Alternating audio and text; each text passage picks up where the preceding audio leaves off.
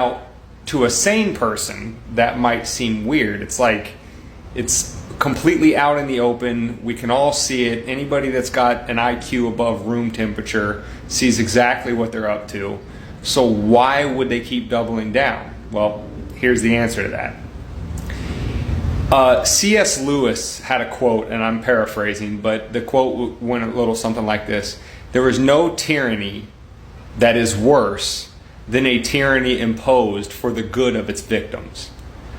And what that means is, if somebody is going to impose something on you and they truly and genuinely, honestly believe that what they're doing is in your best interest, they have no option but to double, triple, and quadruple down.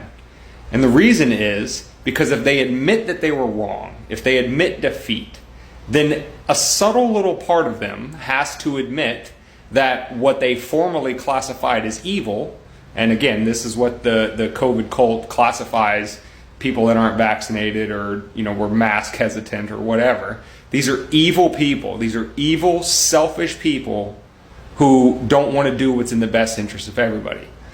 So if the COVID cult admits that all of their vaccination pushing and all of their measures that have done nothing, if they admit that that stuff was either wrong, didn't do as much good as they promised, or whatever the case may be, they have to at least kind of admit that the people who they formerly called evil were right about something, at least in a little part, and they just cannot abide that. They cannot admit that the other side got anything right because the other side is evil.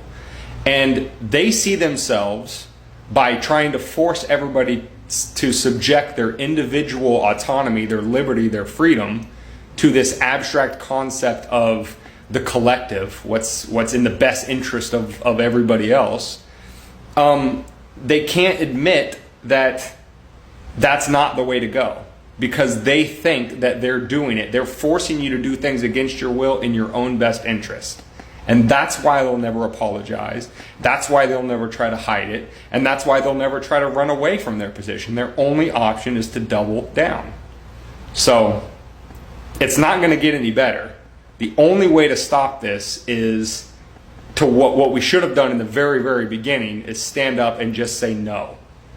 You cannot reason with people who understand nothing but the sword. You cannot talk peace with anybody whose ideas need to be imposed by violence.